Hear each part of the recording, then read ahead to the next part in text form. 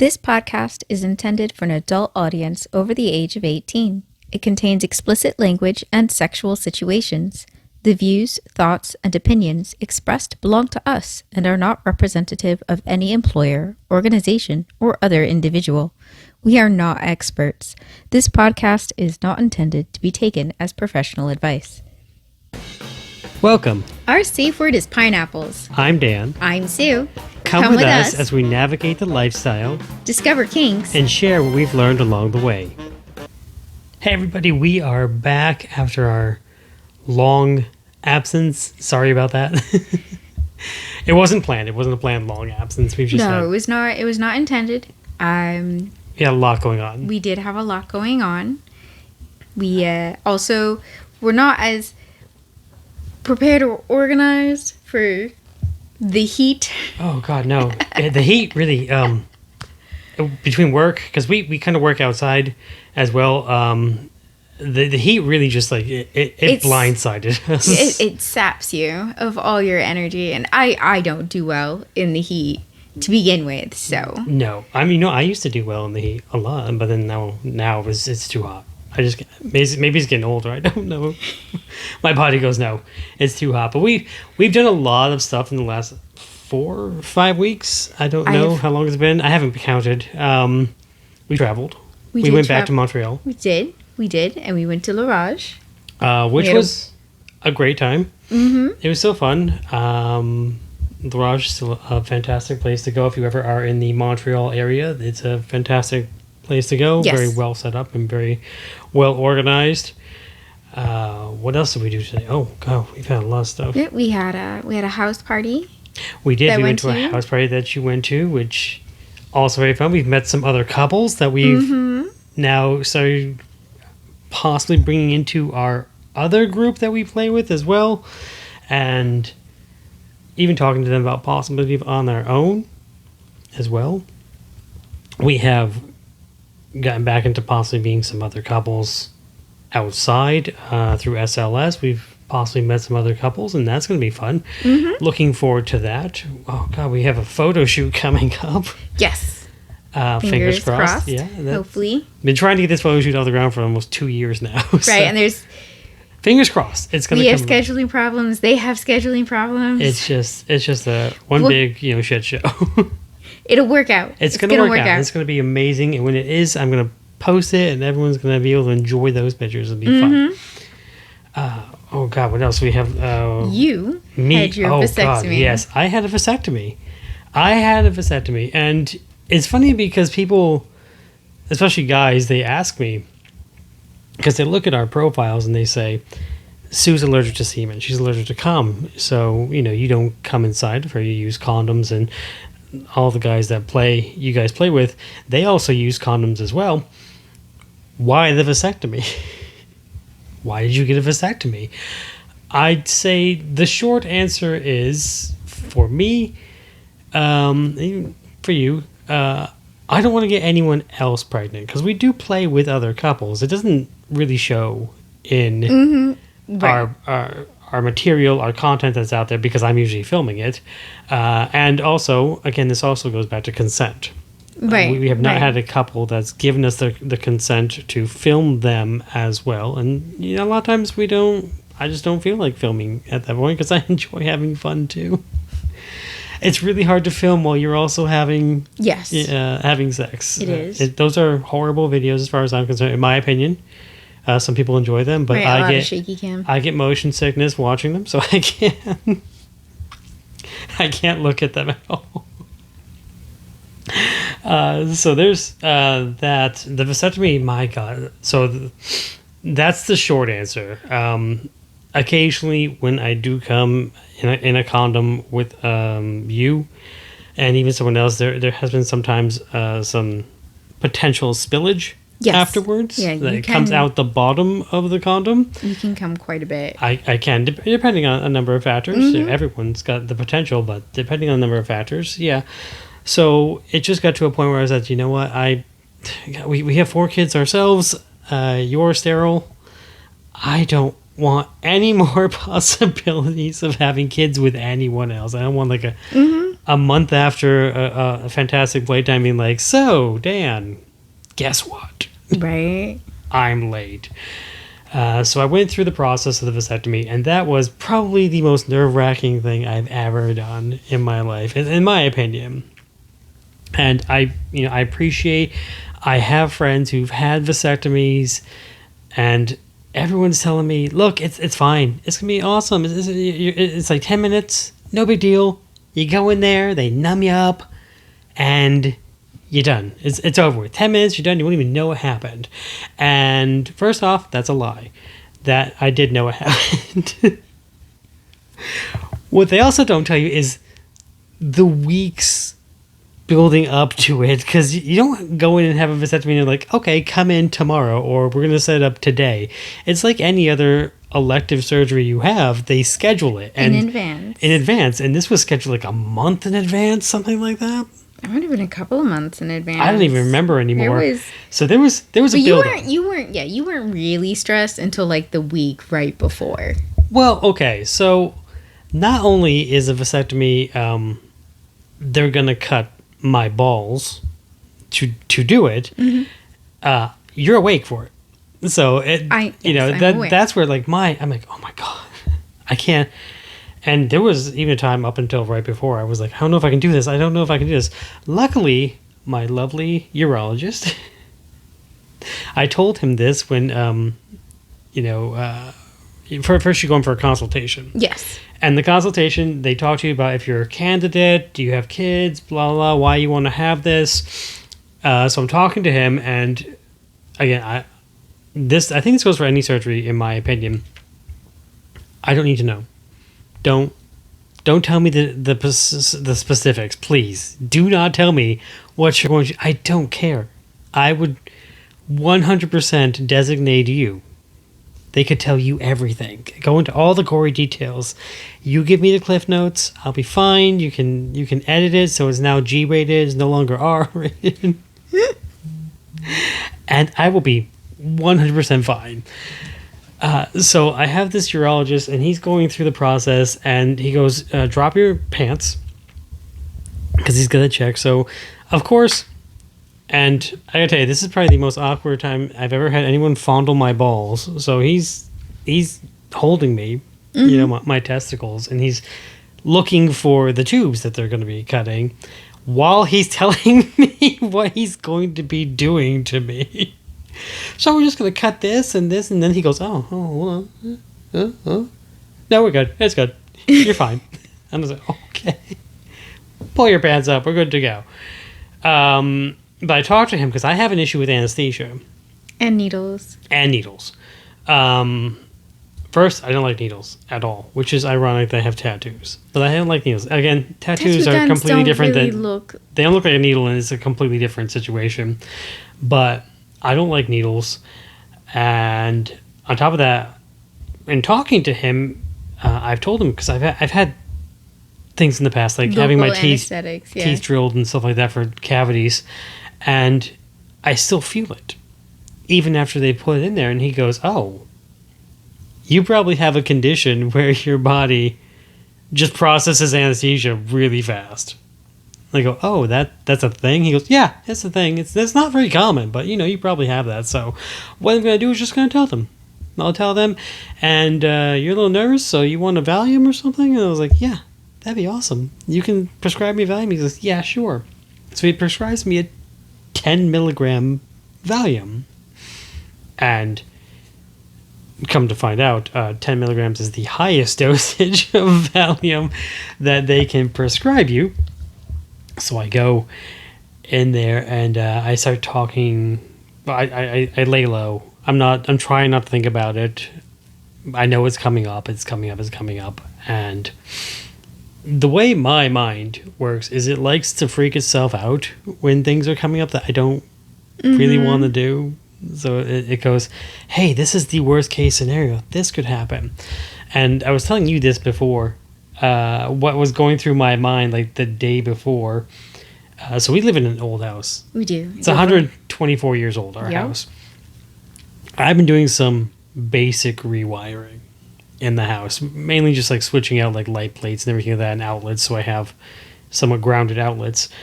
And part of that is you look at the diagram and it says, oh, connect the black wire to the black wire, connect the white wire to the white wire. You're good to go. And of course, our house is super old, so you open up the wall and you go, all the wires are the same color. I have no idea what I'm looking at here. So, me being me, this is what my mind does. It goes, what if the urologist opens me up and my wires aren't the right colors? And then he cuts the wrong one. Or crosses the wrong one. What happens then? Oh, God.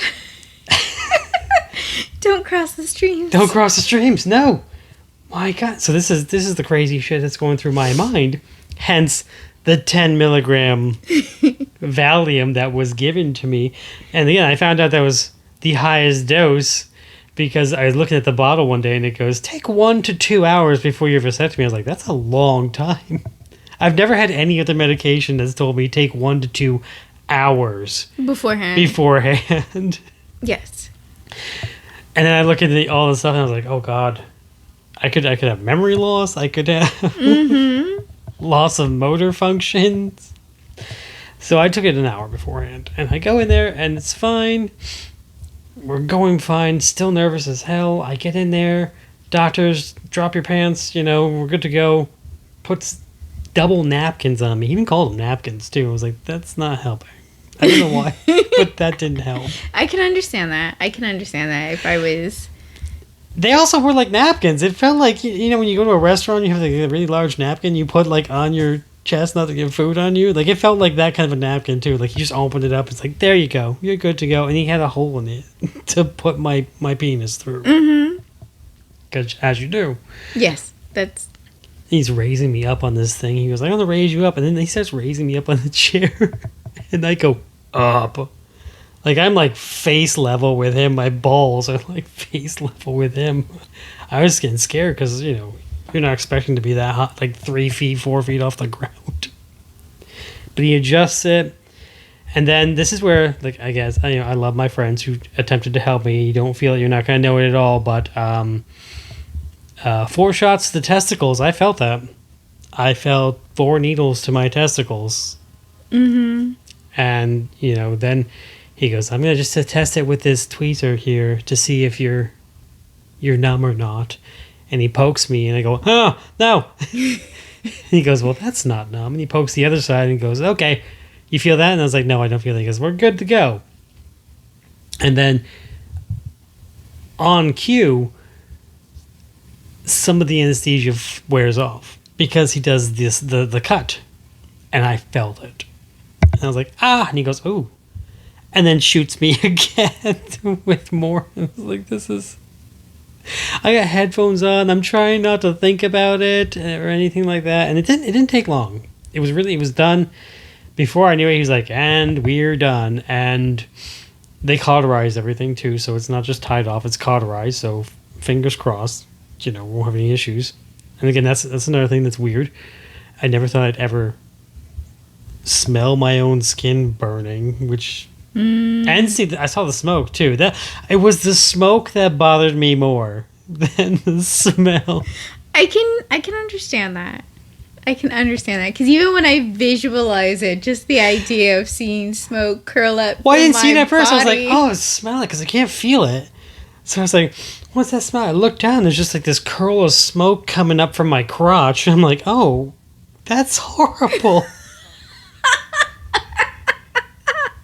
That's horrific.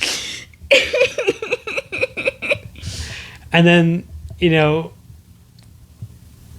lovely urologist, but he had a horrible bedside manner because he gets done. He goes, we're done. He goes, okay, we're done. Trash can's over there. Pull your pants up. You're good to go. Bye. Walks out the room. Just fucking gone. At the same time, what is the appropriate bedside manner? I don't know. For a doctor that's dealing with, you have to admit, a lot of insecure men. A lot of men are very... I can't think of the correct word, but protective of their penises. I would hope so. Right? Yes. But, like, they don't want to accidentally seen by somebody. They don't want to see it. So what is the appropriate bedside manner in that situation? Okay, no, see, to go back on that, he immediately sends the nurse in. So I'm barely got my pants up, and the nurse is already walking in. I mean, granted, she's a professional. She's in there. She's like, yeah, we're good to go. She's like, you look a little pale, dehydrated. You want some water? Now, I'd look over at the chair I was on, and it is soaked with sweat. I didn't realize I sweat that much, but it is soaked with sweat. And I was like, I'm sorry, because the Valium's really in there now. Yeah, it was. I'm like, I'm so sorry. I didn't mean. She's like, nah, you're good. You're fine. And I'm walking out, and I don't even know what you did out in the hall, the waiting room or not. I was just reading in the waiting room. I get out of the waiting room, and apparently I was not allowed to inform the other guy, who I obviously know was having his vasectomy done, that he was going to it was be okay. You dragged me out. I did, no, because you came right out the door, and you're like, I'm all done. And I'm like, okay, and I stand up, and as I'm standing up, and I can kind of tell from your body movement that you're not... You're no longer in control. The filter is gone. So as I'm standing up, you turn, and there's another gentleman in the waiting room, and we know he's going to have the same procedure because he had the same kit. Oh, yeah, you have to get a kit. I had to get a kit because in 12 weeks I got to jerk off into a kit and send it back to them. So it's a box they give you. Yep. He's got the same box. And you turn, and you stage whisper to me, look, he's getting the same procedure done. And I was like, we need to go. We need to go now.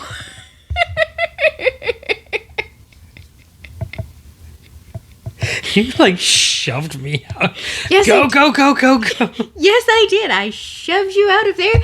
You were singing by the time we exited the building. See, that's a weird thing. I do not remember singing at all, but apparently I was singing. Yep. I hope it was good. It was fantastic. You say that. I say that with love. So yes, singing singing had started, got you into the car, got you home, and you were out on the couch. Yeah.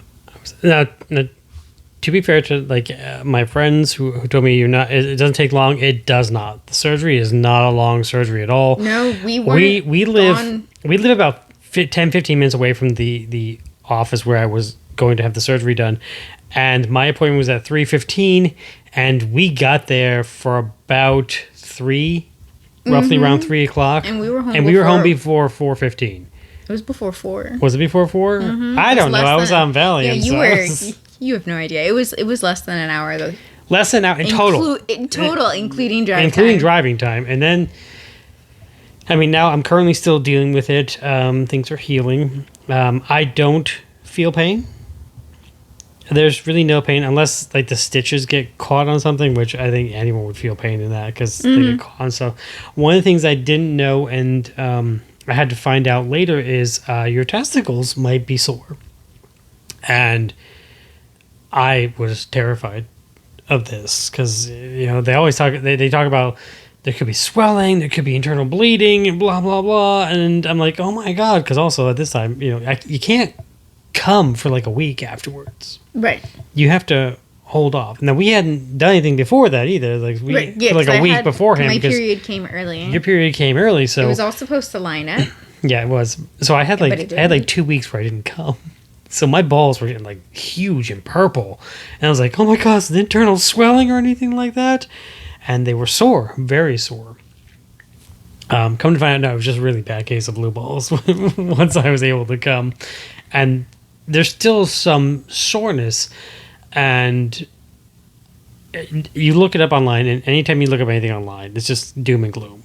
Right. Yeah, you're dying. It's one step away from testicular cancer, from what I got, according to the internet. Mm-hmm. But then I did find an article oh, yeah, your testicles are going to be sore because you just had trauma to them, so they're just going to be sore. Awesome. It's normal. It's going to go away. It is going away. I notice it going away day by day. But the other thing that kind of weirded me out and kind of scared me a little bit was it goes, well, it could last about 3 weeks or 6 months. Like, I don't want my testicles to be sore for 6 months. That's a long time. But I've got through it.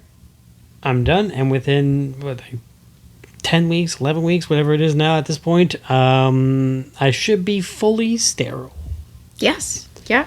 And I gotta tell you, it's a weird thing to come to grips with. That, like, I'm not that I was ever planning on having kids anywhere, but it's just, I can understand when guys feel like they talk about it and they feel like, part of them is missing. I can understand that feeling because it doesn't feel like you're fully whole anymore. We've taken something away from you that you had beforehand. I'll be honest. At no point after having my tubes tied did I ever feel like part of me was missing. Okay, you also had, like, kids come from that process. Like, they were beforehand. You had kids come out of you, and now you can't have that whole procedure going on where you're growing kids inside of you, whereas me, like, I don't have that. Like, I just come and it just comes out. That's all it is. I only provide half of the equation. You do, well, not even half. You do like 99.9% of the work on that one.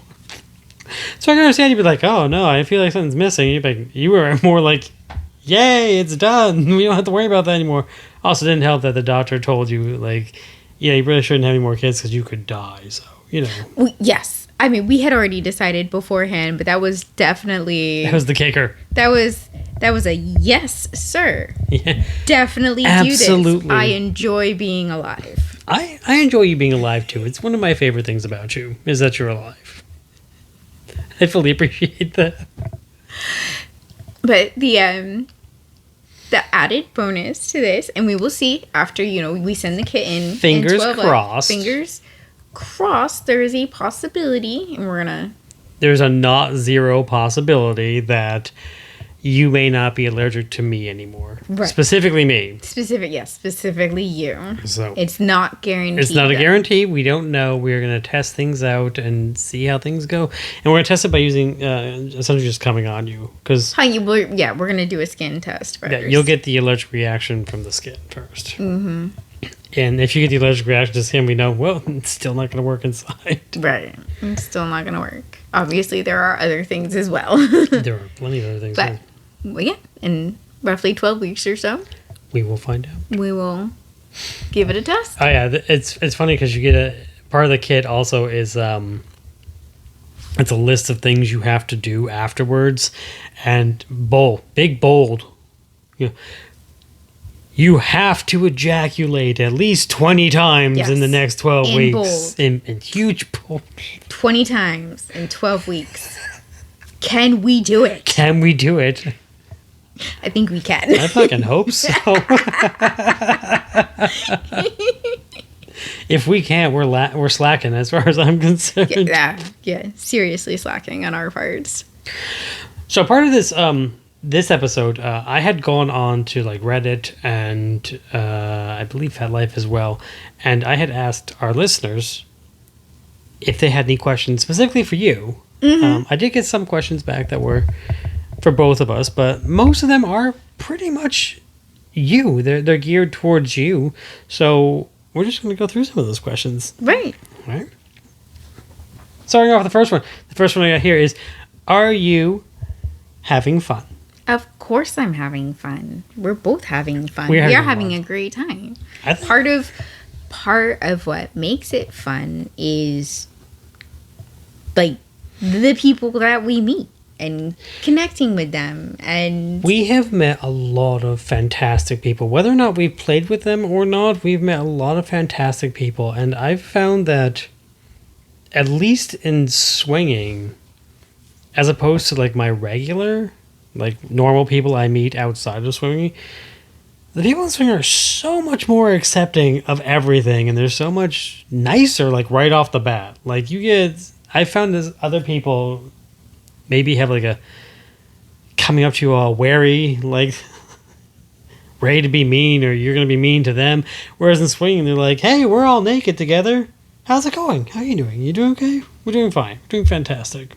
And we're all just having as much fun as we can. Mm-hmm. Do you enjoy sex with just us, just ourselves? Yes. Absolutely. Yes, we do. Yes. We have been having sex with each other for well over 20 years now. I've got 23 years at least. Right? Something around that, 23, 24 years, around there. Not to mention the added bonus of you have fantastic oral skills. Why, thank you. You have fantastic oral skills yourself. I mean... Thank you.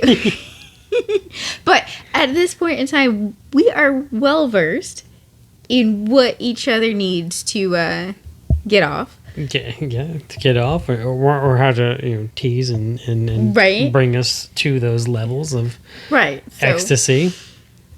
we know how to have a good time with each other. I think for me, the difference between the sex with us and like our swinging sex is just the intimacy. Like I don't have the same level of intimacy with the women that I'm sleeping with Right. when we Yes. swap, and you don't have the same level of intimacy with the men that we're swapping with. Whereas with you, I feel even when it's like rough, like we're going at it like real hardcore, we're bringing in like the whips and the floggers and stuff like that. It's still making love. It's still like really getting down and reconnecting with you. Whereas like the other people, it's just having fun. It's enjoying being in the moment Yes. with those people. Yes. This one actually is, can you see yourselves doing an outdoor scene? Depends. It does Depends depend. on So, the like, outdoor scene. Right? So technically, the answer is yes. We have had sex outdoors. Yes. That being said, I'm not going in the long grass for anyone. No, ticks are a thing. Yeah. And there's places on your body you definitely don't want a tick. my entire body. But Yeah, but there's extra special places you don't want a tick. Special places I don't want. Same with me. Like I don't have want to check for ticks. But yeah, so ticks are a thing. I'm not a big fan of bugs at all. Listen, I don't even camp. I'm not a camper. I will. If I'm going out and it's quote camping, I'm glamping. You better be bringing a goddamn trailer, and that better have running water in it. I need a shower, like stuff, something. So no, like I couldn't see that, but I could do something outside with you. We have done stuff outside. Yes, we have done stuff outside, but I'm not actively going to do something outside just because. I'm not getting down in the grass. No. No. Nope. Does Sue like anal? Yes. You do. I do. I enjoy it very much. It is not an all the time thing. I have learned that it is very important for me to listen to my body, and that I don't always want anal, and that, if it is definitely when my body is saying no, then I don't do it. But when my body is saying yes, go for it. Go for it. But it's going to be fantastic. I think that applies to like any kind of sex. Like whenever you get into any kind of sex, if I'm not feeling like a blowjob, I'm not going to be like, this is how we do it. You're just right. going to have a blowjob now or something, or even kissing. Like sometimes there's when we play with some other couples, some of them like to kiss, some of them don't like to kiss, but even some of the couples that like to kiss, maybe I'm just not feeling like kissing them at the moment or something. I'm not going to just do it because. Next one is, what is off the table for you sexually? Like, what is an absolute hard no, never going to possibly ever be a yes or even a maybe? So spitting on me is a hard no, and I also will not spit on someone else. There's no spit. Like accidental drool is fun. Like accidents happen. Gleeking, right, or whatever. but as far as like, because we are not into humiliation and degradation. But as far as like, Well, I don't want to be spit on either. Yeah, like, don't spit on me. I'm not gonna and spit on anyone either. Ask me to spit on you. Spit is a hard no. We are not into like urine or scape. Those are also hard no's for us. We do know people who are into like urine and stuff like that, but that goes into like a humiliation type thing. But we don't participate. Like if they do that, we're not participating in that. It's not something we do. Yeah, it's not for it's not for us, and it's not something like it's definitely something that I can talk about it, and like I am so like my level of like disgust, like talking about people who are into like water sports and stuff, it's not there. It's just not something I'm interested in doing. But like spit, and it is that's a visceral. It's a visceral. There is no spit. What else? We're not into blood play. No, so but we do enjoy knife play, and if somebody were to like accidentally nick me, that's different. That's different. I'm not gonna get like. There is like medical, which involves like needles and stuff like that, and that's not something. No needles. You know, no needles. I can We are not into like the power dynamic, like the extreme power dynamic, where like I'm not gonna give up control entirely to somebody. And say, like, you're the one in charge the whole time. You have a tendency to top from the bottom anyway. Thank you.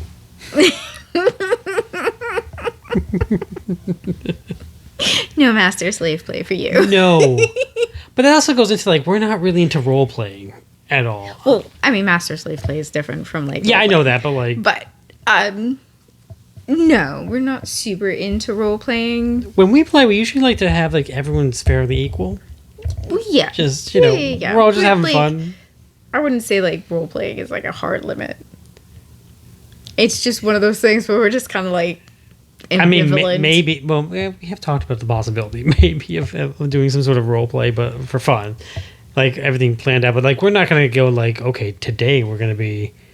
doctor and nurse or something like that, you know. It's just right. I think that comes from having kids, like we because we had so much like parent ninja sex for so long, we never had time to be like, let's have this whole scene set up where we're gonna pretend to be other people. Yeah, so I don't think that had anything to do with it for me. I think it has more to do with how my brain works, where like because I don't like nicknames, right? So like, there's this part of my brain that's like, well, that's not me. Like, I had a very hard time. Like my family, bless their hearts, refers to me as Susie, and I have to hold that in. Bite back every time, because they're my family and I love them, but that's not my name, and they gave me my name. They should know. What else are we not into? We are not into being separate for sex. We are not. So when we you know, like, Susan, you're never gonna go and like just go off with someone to have sex with them. We've tried a couple of times playing like separately, but it's just not for us. At some point in the experience, we each end up looking for the other person. Yeah, we really work well together in the sexual situation, in life, and in sexual situation too. We work much better together as a unit than anything else. What else is there? Like, off? No slapping. Yes. Oh, no face slapping. Yeah, face slapping is off limits for me. I won't slap in the face either. I just can't bring myself to do it. It's really just something. In the face. It's not gonna. Same thing with like.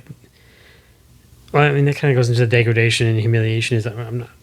Dirty talk is one thing, but like, you know, calling you like a bitch and a slut and a whore and whatnot is a completely different thing. That's not the same as dirty talk. No, it's not. It's not something I'm into. You know, and for example, like, I do enjoy having my hair pulled. Yes, you quite do. a bit. Mm-hmm. But if somebody were to start moving me around by my hair, Oh yeah, that's a no. That's a no. definitely no. I can't think of anything right now that's be off the table. Really, we've done a whole lot. we have done a whole lot. I mean, we're generally We're pretty easygoing and laid back, and even when we just have regular sex, for the most part, when we swap with a couple, we're not doing like BDSM. We're not doing like whips and stuff like that. We're not doing like hair pulling or all that stuff. We're just having regular sex. Yes, well, and we discussed this briefly a little while ago. For us, BDSM is a very intimate form. Yes. Of play, so we're not bringing that out on like a first meetup. No, or we're even not. Just not that we know the people very well, and if they're into it, they have to be into it as well. They have to be into it as well. So that is a form of play that we do within a very small. We reserve that for specific people. Yes. Who pushed you to start in the lifestyle at first? So you were the first push. I was the first push. You were definitely the first push. But you had contemplated it. Oh, I was never against it. Yeah. Yeah. No. I wouldn't even say I really pushed you. I just kind of asked you. Like, I didn't, like, push it onto you. Like, we have to do this. No. Or anything like that. No. No, it wasn't like that. I was more like, so what do you think about this? How do you feel about the possibility of a threesome? Right. Yeah, that kind of stuff. Right. Do you still get jealous? So, I've thought about this question. Yes. And so I don't think it's so much a jealousy so much as I'm very possessive of what I see as mine. And you are mine. Oh, I am? Okay. Yes. That's good. Good to know. And I do get upset if I feel people aren't being respectful What is your... of what is mine. I feel a similar way. Like, I've said this before. As we go through this, I've become a lot more protective of you, especially in a group situation. So I may not seem like it all the time, but I'm constantly like watching out for you, and I'm constantly making sure everything's going okay with you. And I will come over during group settings, parties and stuff like that. I'll come over and make sure, is everything okay? Are you okay? Do you need anything? Do you need to stop, or do you that kind of stuff? So I want to. It's not necessarily a jealousy. I did get jealous every once in a while. Back when we first started, the first time I was not sure if I was going to get jealous or not, and I luckily did not. But when I first started, and it's a common thing I've read about, not just for men, but sometimes for women, and it comes up where, so you're with someone new, a new person, and like the first time you squirted, I don't know if it was with me or not, but I think it might have been with me. I think it was with you and your best friend. You were capable of doing that more with someone else, and like I've never been able to like actively like make you do it. So at that time, I was like, oh, I'm kind of jealous of this because it's not something that I can do for you all the time. Which is fine. It's not something I but want like to yeah, do all the as time goes on, I go, you know what? what? That's part of the whole thing is. You can get something from someone else that I can't necessarily do for you. Right. I can probably get something from someone else that you can't necessarily always do for me or something. So it's no longer a jealousy type thing. I've managed to, I don't want to say work through it, but I've managed to see that it's okay. It's okay that if I can't do something for you, that's fine. Other people can do it for you, that's also fine. It's all about just having fun and enjoying ourselves. Yes. Next question. Why did you join the lifestyle in the first place? Why did you? So I have always been interested in group sex. I have always had a preference for multiple people, even if it's not necessarily multiple people having sex with me, but multiple people being present. So I do like to be watched. You are an exhibitionist, but not maybe in the way people think when you're they not doing think it exhibitionist. You're not into it being watched, but you're not doing it to like I'm not put on a show. Right. I'm not into performance, but I do enjoy knowing that there are people around me and that they might be watching me. Well, that's one of the things about the clubs that I think we both really like is that at any time there could be people just around us watching us, and Yes. it's really something that's enjoyable. Yeah. For me, I think I've always been kind of fascinated with it. It did show up in a lot of the porn I was watching beforehand when I was younger. Group sex, orgies, and stuff like that. And I've always really kind of gravitated more towards those for porn. So I think that's why I kind of went to you and was like, hey, you know, what do you think about this? You know, this would be something that's hot. And luckily, yay, we both agree on that stuff. And we've gotten to where we are now doing that. What did you wish you knew before you got in it?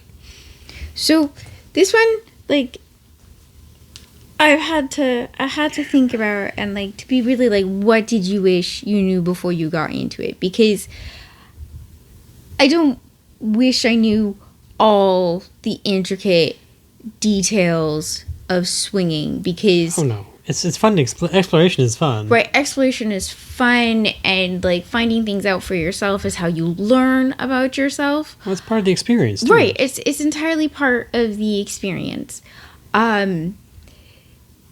You know, and obviously, like, the reassurance that, you know, the what you're feeling when, like, you do feel, like, uncomfortable in a situation, or, like, that idea that you're not obligated to play that. Like, you know, all of what you're feeling is normal and valid, and it's important to express and communicate what you're feeling with your partner. Yeah. Like, these weren't things that, like, were told to us, but what I think I really wished I knew before we started has a lot more to do with myself than, like, swinging or, like, kink, and the fact that, like, I wish I knew definitively that I am demisexual, and therefore I cannot expect, and you cannot expect me to experience arousal or attraction in the way that a normal straight person would have saved a lot of time. It would have saved a lot of time and confusion. And then the other thing, and again, and this is not something we know definitively, but there is a chance that I might be autistic. And just even now, like, learning some of what I know, you know, I've learned about autism and what I know I have to do for myself. So, like, if I don't schedule time to eat, like, if I don't make the effort or somebody doesn't feed me, I'm not eating. I will go an incredibly... You go a long time without eating before. A long time without eating before I realize that I should have eaten something by now. Yeah. But there's also... I have a very hard time understanding my own emotions. And, like, in the past, it just led to a lot of confusion for myself. And you still do it some, but I'm pushing back against it more. When I didn't have an immediate answer for you, you would, like, jump in and fill that space. Yes. And that is a mistake. It is a mistake, but, like, part of me is... It leads to, like, things going wrong very badly. But, like, now I know to push back because I need that time to process. And I'm learning to, like, to let her process this stuff. Right, if I can figure out what it is I'm actually feeling. Yeah. And it does take me long. Sometimes it can take days. Yes. And I've learned to, like, just let you go and let you process it. Especially if it's taking days. It's taking a while. Yeah. I will check in, see if is everything still going good, or be okay, and you're like, still processing. Okay. But and then the final thing is a little more dark, because I do have sexual trauma in my past, and a lot of my triggers I am aware of, at least in my opinion. There are, for me anyway, there were triggers that were obvious. Yes. But there are minor triggers that don't always appear the same way like the major triggers do. And I think just being more, and it's not that I'm not aware, because I've been dealing with this for You've been doing it for a long time. an exceptionally large percentage of my lifetime. But just being more aware, I think more forgiving. Yeah. That I was going to run into these situations. Mm-hmm. Because there's definitely, at least for me, a sense of like, well, I know I've got triggers. I've got this under control. I'm not, there are things that I do and don't do to help mitigate and make everything as less likely. Well, I think it also helps now that, like, because I know I don't know your triggers. I don't know what they are, but I'm learning to recognize when something is beginning to trigger you or it's coming on a trigger, and I can jump in there and go, okay, we need to pause or take a break or stop or something like that. Yeah, so that's helping as well. Some of my triggers are sensations. Yes. And that's I think for me, the thing I wish I knew before this really is, like, when I started, I was like, it's just going to be fun. We're going to be having a lot of fun. Did not know that I was probably going to go through some of the most crazy emotional, like... Yes. Like, it's a lot. And, jumping into non-monogamy is not something you do lightly. It's not something that's just like, sure, we'll just go. We'll have fun. We'll meet other people and just have sex. And our relationship's going to be super okay and super fine. And, right? A lot of people try to portray it as that. Like, just go do it. It'd be fine. Sunshine and rainbows. Sunshine and rainbows. And I had no idea that I was going to be taken to some of the darkest places I've ever been in my life, in my, like, emotional state, and then have to work through that and come out the other end. And I kind of wish I had known that. Maybe just... I would never change it. I wouldn't change it and say I don't need that. But I just kind of wish I had been prepared for it to happen. Everything we've gone through has helped us to grow as people. I just wish I was a little more prepared that it was going to happen. That's all. Like, I would... Right. Next one is, would you ever have any adult fun with a trans individual? I honestly don't know. I'm not against it. I'm not against it, but I honestly don't know. It's not very something that's ever come up for us. It's never really come up. I can honestly say that it would probably take knowing the trans individual for you. Yes, very it would well. definitely have to be more of a knowing them outside of like a sexual situation before we ever got into some sort of sexual situation with them. Yeah. And that's not anything against trans people. It's just it's just not something we've ever had to deal with. It's not something that's ever come up to us. Right, but a lot of sex for me requires me being able to turn my brain off and just experience the emotions and the feelings and sensations. Emotions and the feelings and all the feelings. Right, and I do know myself well enough to know that at least initially, my brain is not going to turn off right away. Oh yeah, I can see that. I can see that happening, and then I will be questioning everything that's going on. I'm doing everything that's going on. Yeah, so not against it. It's just never something that's something that's come up for us yet.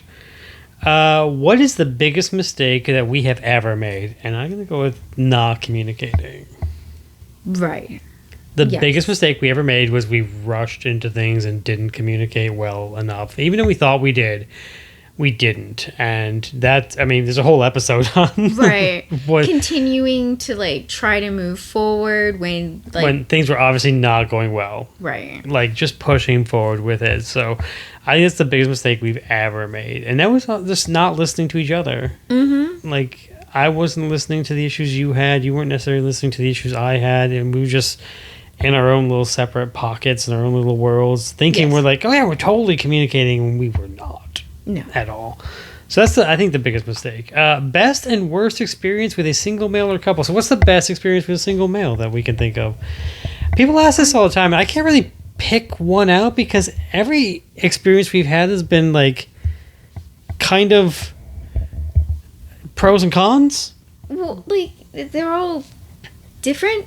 Yeah, they're all different in their own ways. Right, because everybody's unique. Best experience for a single it's male? not like the same experience Yeah, no, with it's everyone not, because no. everyone's going to be their own experience.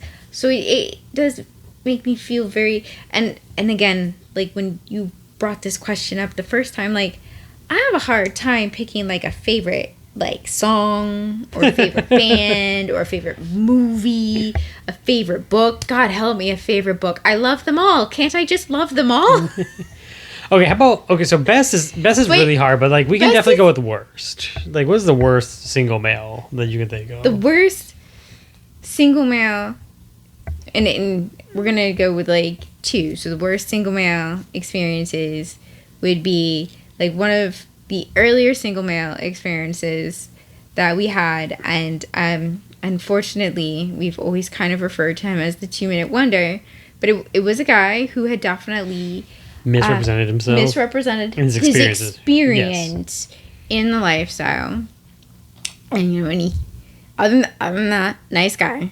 Mm-hmm. Nothing wrong with him. He came over, and you know, You were naked. well, yes, I was naked, but I was blowing him for foreplay, kind of like Yeah, I get it normally going. do. That's, you know, get things going. and he came in under like Under 2 minutes. 2 minutes, And then left. and then left. Not just left, fucked off. Like he just like he's like, gone. ran out of there. And like I was prepared to keep Yeah. playing. I was because, very shocked. He was just like, okay, thanks. I like, gotta go. I'm not gonna come in under 2 minutes, which means that's plenty of recovery time. At least I've in gotten you my under 3. you have. We But have done that a that's couple me. of times just to see how fast. But that's me. Because we were playing a game. I know your combination, so Right? But yeah,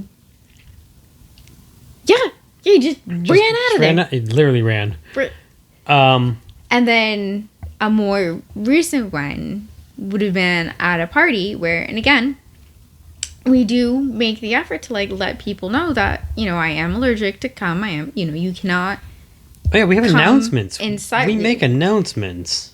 You cannot come inside me. Like I can't swallow. It's, you know, there's no cum inside the body. And, you know, this guy came in my mouth On purpose. on It wasn't an purpose. accident because It we wasn't do an accident. Like, give so, a like- little leeway to accidental. like I don't want somebody to come in my mouth, but I understand I am taking a risk when I put somebody's dick into my mouth. He did not attempt to stop Nope. coming in my mouth. He in no way apologized. No, he ran away. He just He just ran off. yeah, and once he started, like I had to push him out of my mouth, and Yeah, that's how we know it was on purpose. yeah, Because you had to push him out of your mouth, and then you started like spitting, and then he was it was like heaving it out and then he to make ran. sure I didn't swallow. Luckily, that party, the person putting on that party told me I got contact later with him, and that guy's been blacklisted from parties because, again, you go to a party, a house party, people have there's rules. There's all rules of consent with this stuff, and if you break a rule or a boundary, then that guy ended up getting blacklisted. And people that host parties, especially local people, they talk to each other. Mm-hmm. So it's not something you're going to get away with. You know, even if it's not the people hosting the parties, the people that are there will talk. They'll know. You know, this is how things go. So yeah, I can't think of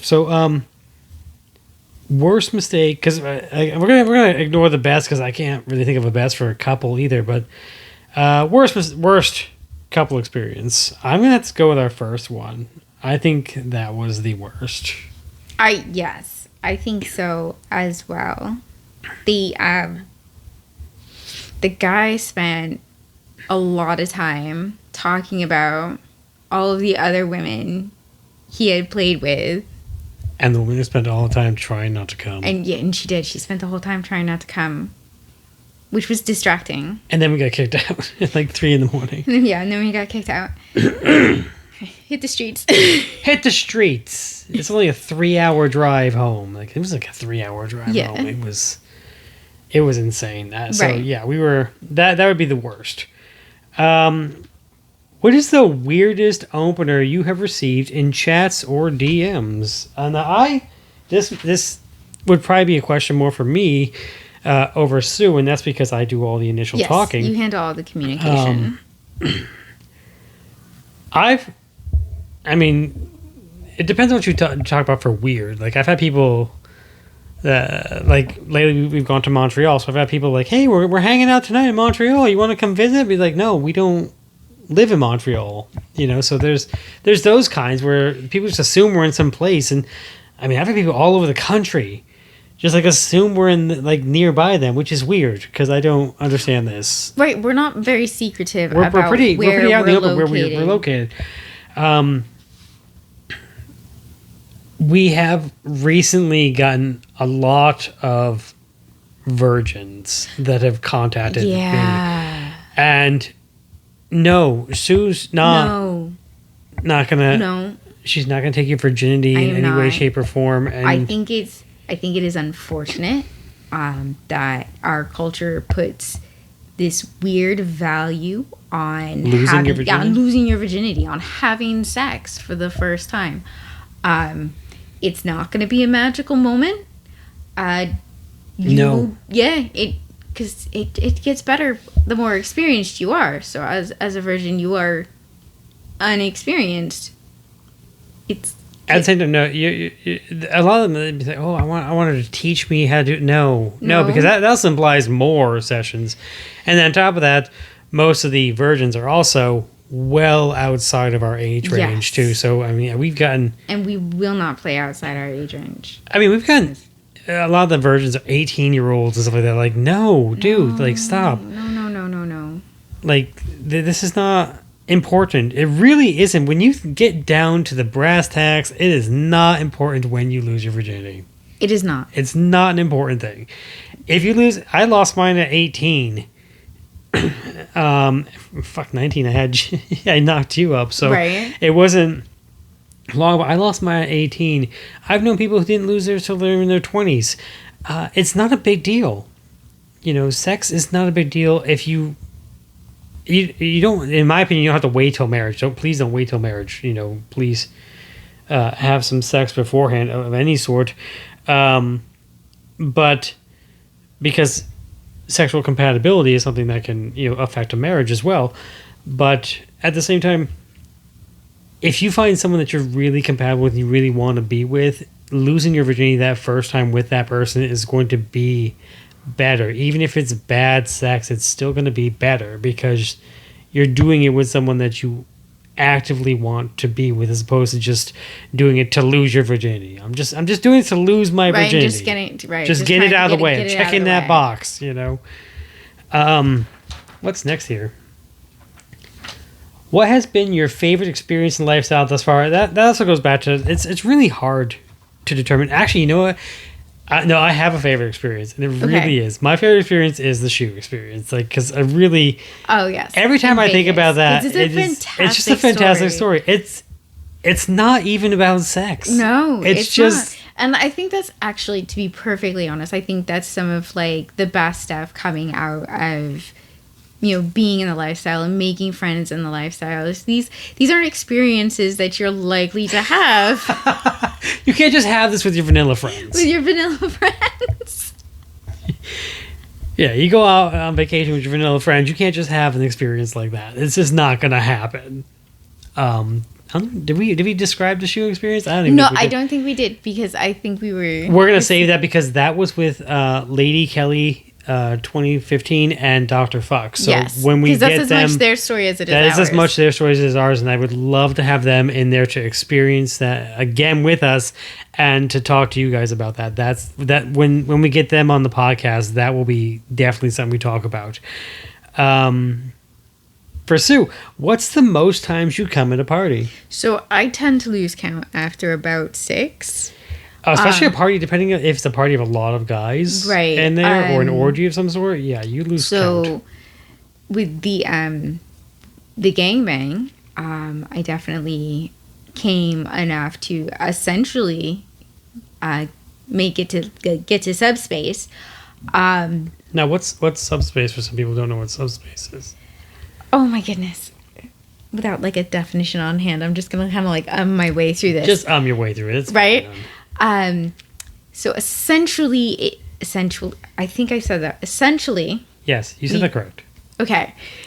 It is a combination of like endorphins and like serotonin, and you're feeling really good. It's kind of Essentially, it's a huge sexual high. yeah, it's a huge sexual high, and If I remember and it correctly, doesn't necessarily have to be through sex, but if I remember a correctly, physical after high. the gangbang, you were to a point where you were like just there. You were in the room. That's all you were. You were just experiencing it in the room, Yes. whatever was going on. Yeah. I think I almost had to carry you out of the room, which Yes, you know, I I love was- getting you to that point.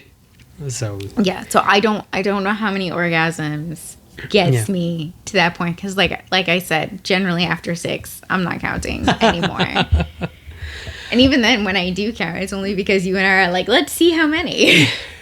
yeah, usually after a certain point, yours just kind of start rolling together, and you just it's almost like one long orgasm you yes. have after Yeah. a while. Mm-hmm. So there's a couple of scenarios here, and this is the next question: what do you enjoy the most about sex with me? Which way most about sex with you? That's right, me. That's why I asked you. Yes. So, the things I enjoy the most about you are, so for people who don't know, you're tongue-tied, I am tongue which tied. means you cannot stick your tongue out of your mouth. I can. It just doesn't go very far. Right. Like I can touch my nose. You cannot. I can touch your nose with my tongue, you but can that's. I cannot get anywhere near my nose. Right. The Benefit. Thank you. The benefit of this is that you can create significantly stronger suction and apply far more pressure than a person who is not tongue-tied. I do also like to savor the pussy. Yes, you do. I'm not in it. It's not a race. It's not a race. No. And yes, you will stay down there for as long as it takes. Which is fantastic. You also get rock hard, I do what I can. which is I've been accused of using performance enhancers before, and I do not. I do not use performance. I've used them. I tried them once, and it was literally it was solely because I was like, I get super hard. What happens if I have a Viagra? Do I get even harder? Is it No. painful? No, I get a migraine and my dick gets unaroused. It goes, nope, we're done. Migraines do not work for sex at all. Just they do saying. not. But yes, you get rock hard, and you can come multiple times. I can. So Yeah, it's very sad. I also know what to do Yes. to get you going. you so. do. How about a threesome with 2 guys? What do you like the most about that? What I like the most about that is the different positions we can then get into because now we have Another day. another day. So I can have somebody fucking me while somebody else eats me out. I can get spit roasted, which is always. You can be DP. I can be DP'd. You can, yeah. There's all kinds of positions and fun stuff we can do with them. How about a gangbang? What do you like the most about a gangbang? Because you've had a couple now. So what do you like the most about being in a gangbang?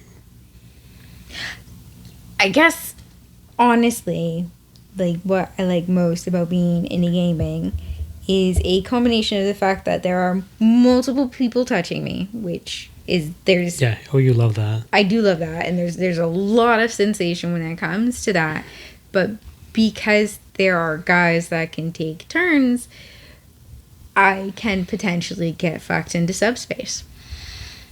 On top of that, you also do enjoy at times just being control, like manhandled, like we're moving you over here for sex, and you're like, okay, we're going over here now we're coming over this way, okay, we're just moving over this way now. You don't have to think of anything when there's like a lot of people. Last one's an orgy. We've only been in one orgy. Really one. We've been in like 2 orgies, but like one I can actually really call like this is an orgy type thing. I think it's just, for me, it's just everyone. It's just, there's people all around. Everyone's having a great time. There's people all around.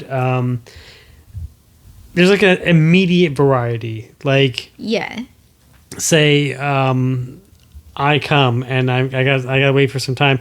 There's another dick there for you. Yes. Same thing for like if I make a woman come, with my tongue or something like that.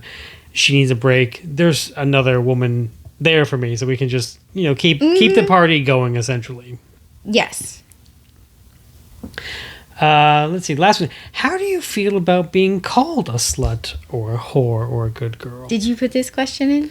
I might have. I don't know.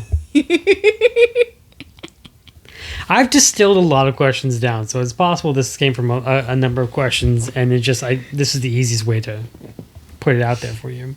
Okay, so I do not want to be called a slut or a whore during sex.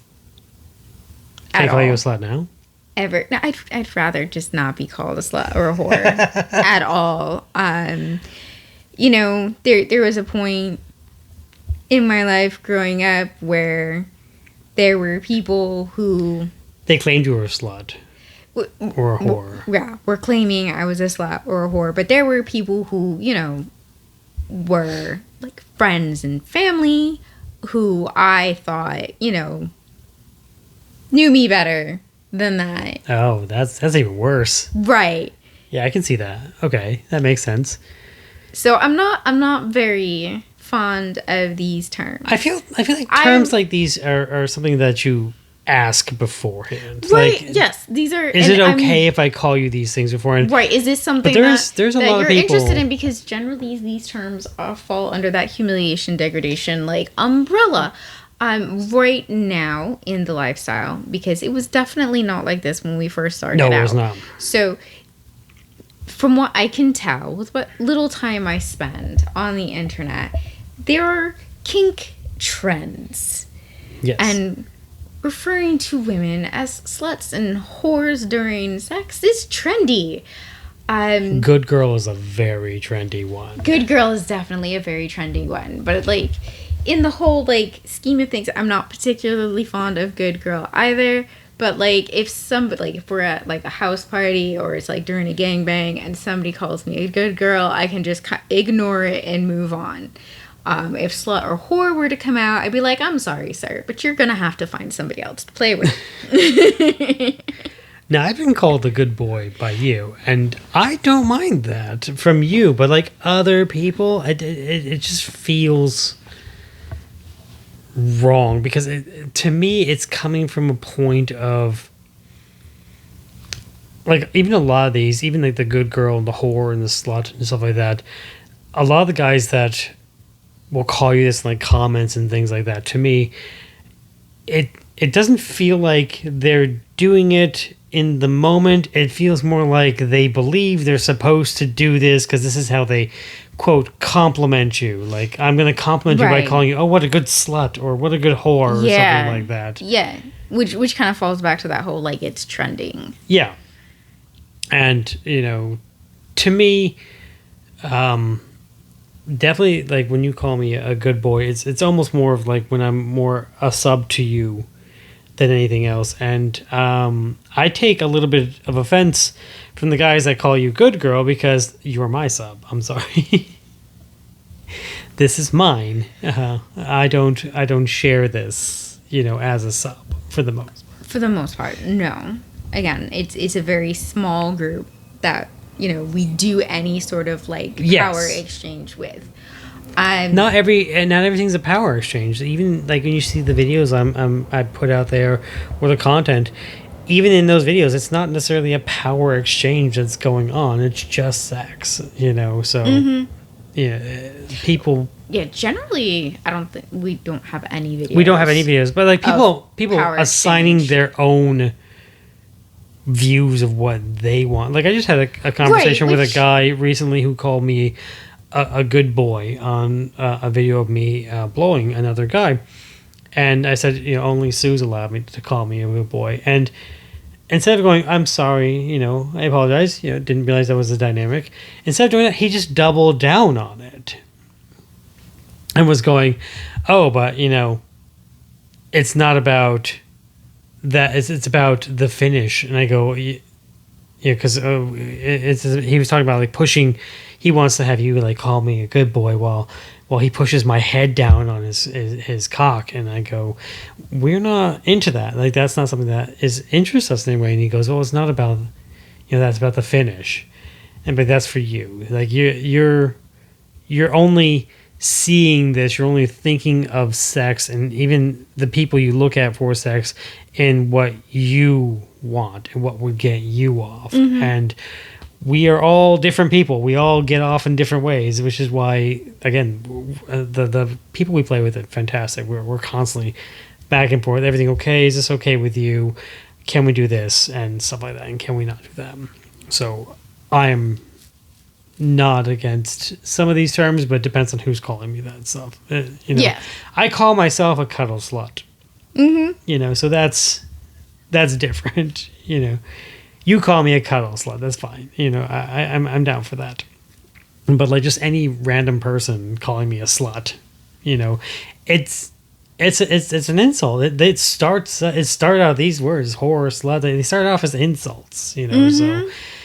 You can't just change and be like, it's not an insult now because I called you and I think it's a compliment. Right, yeah. Yeah, exactly. So, like, it's one thing, like, if a person has decided for themselves that, that word is okay for themselves, you don't get to decide it's a compliment for someone else. No, you can't say this is a compliment because I said so. Yeah, I think it's a compliment. It's not necessarily a compliment. Right, it's not how that works, unfortunately.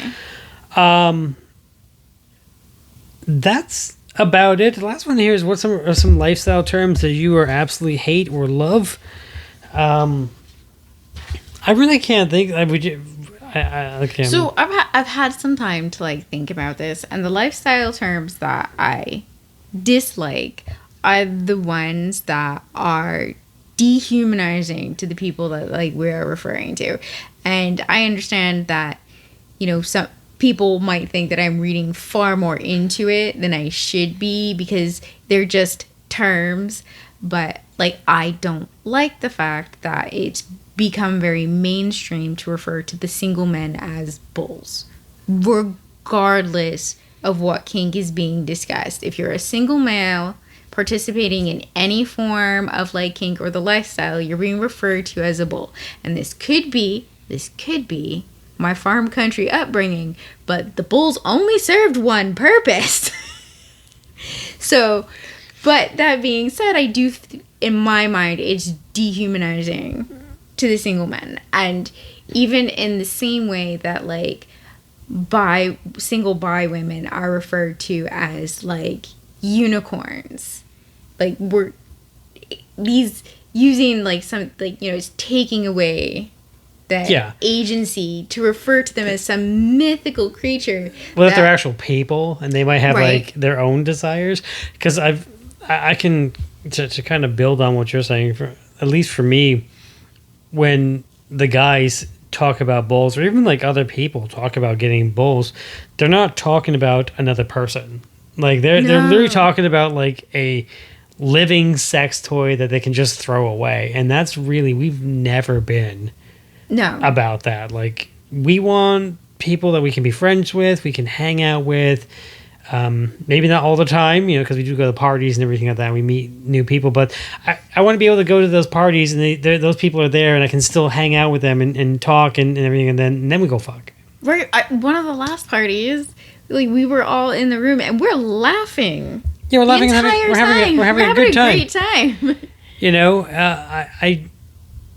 And I mean, this is just me, and I think you two would agree too. I don't like the idea of someone who's just like a living sex toy. No. And then they're just there to serve the purpose of like another term that comes up is a stunt cock. That's all they are. They're just I don't have I want a dildo, but I like one attached to a guy because it's just not the same as a dildo essentially. That and that's not something I really go for. I'd like to know people. I want to know more about them. I'd like to know what they want. What even when we play with guys. We'll go into what do you want to do? What do you enjoy? Do you enjoy this? Would you enjoy this situation? Is there something that you want to try? Yeah. Talk to us. The worst we can say is nope, we're definitely not into that. Exactly. Because and a large part of why we do that is we do want to make sure that we're all kind of looking for the same. And we've had fantastic times. We've been able to have. It's not just like a wham bam, thank you, ma'am, I'm out of here, running away. We've had some play sessions that last hours. We've had play sessions where we've stopped in the middle, gone and got food, come back and played again.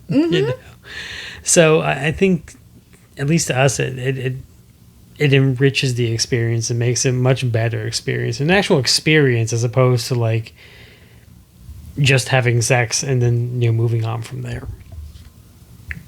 But I think that's all the questions that we got from people. If anyone else has any other questions, please absolutely always ask me these questions. These are fantastic in how we do this. At some point, I think we should discuss oral sex, which will be a fun little episode.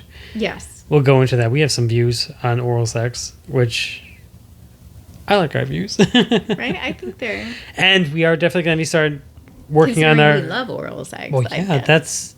Who doesn't? I feel sorry for them if they don't like oral sex.